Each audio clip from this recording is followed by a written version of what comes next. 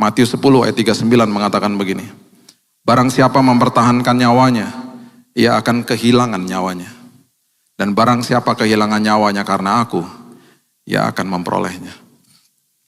Saya nggak tahu kalau Bapak Ibu ikutin cerita martir daripada satu orang yang ikut beserta dengan orang Kristen Koptik dari Egypt, dari Mesir, yang kalau nggak salah tahun lalu mereka dimartir, dibunuh oleh kelompok radikal.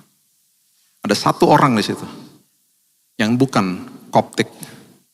Ketika akan dibunuh, dimartir, orang itu disuruh pergi. Kamu pulang aja kan, kamu bukan Koptik Christian. Tahu nggak dia bilang apa? Saya bergaul dengan mereka dan saya percaya dengan Tuhan yang mereka sembah. Walaupun saya bukan Koptik Kristen, tapi saya percaya sama Yesusnya mereka. Dia memilih untuk ada di situ. Dia dibunuh.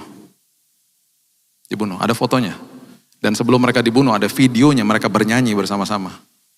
Upah mereka besar di sorga. Upah mereka besar di sorga. Saya gak pernah lupa Domingus yang waktu awal tahun 2000 disembelih kepalanya ya sama radikal-radikal. Saya gak pernah lupa ketika saya jumpa dengan dia. By the way, Bapak Ibu mungkin sudah tahu kesaksian dia. Dihidupkan sama Tuhan. Lehernya hampir putus, maaf ya. Dan saraf-sarafnya juga udah putus sebenarnya. Waktu dijahit sama rumah sakit, gak tahu gimana Tuhan sambung saraf-sarafnya dan dia hidup kembali.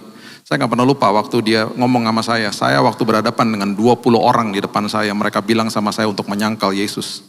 Saya bilang saya gak mau. Di situ celurit itu nyamber leher saya. Saya tanya gini, apa yang kamu rasakan? Roh saya sudah diangkat sama Tuhan sebelum celurit itu menyentuh leher saya. Di situ pertama kali saya sadar bahwa orang-orang martir mempunyai kemurahan Tuhan yang luar biasa. Matius 16 ayat 26 mengatakan apa? Matius 16 ayat 26. Apa gunanya seorang memperoleh seluruh dunia tetapi kehilangan nyawanya? Dan apakah yang dapat diberikannya sebagai ganti nyawanya? Saya punya teman minggu lalu ngomong begini sama saya. Bill, saya kenal sama orang yang punya tempat tidur ratusan juta. Tidurnya cuma sejam. Saya tidur di kos-kosan. Tempat tidur saya gak enak. Tapi saya tidur 8 jam.